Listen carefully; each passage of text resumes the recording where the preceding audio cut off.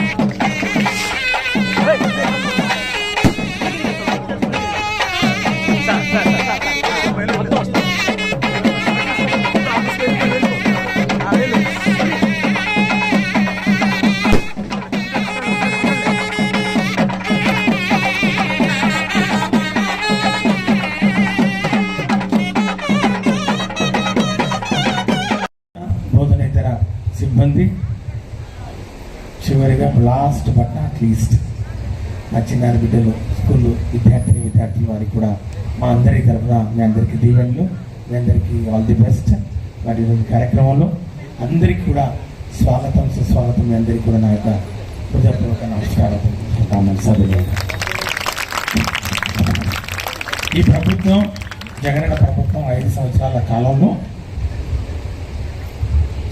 పరిపాలన అందించింది, సుపరిపాలన అందించింది, ప్రజారంజక పరిపాలన అందించింది. ఎక్కడ కూడా ఎవరికి కూడా వివక్ష చూపకుండా, ఎక్కడ కూడా ఎవరికి కూడా తారతమ్యాలు చూపకుండా సంక్షేమ కార్యక్రమాలు, అభివృద్ధి కార్యక్రమాలు అన్నీ కూడా సమానంగా ఇచ్చాయి. ఈ ప్రభుత్వం చేసినటువంటి పనుల్లో ప్రధానంగా 3 శాఖలు ప్రత్యేకమైనటువంటి గుర్తింపు పొందాయి. ఆ 3 శాఖల్లో మొట్టమొదటి శాఖ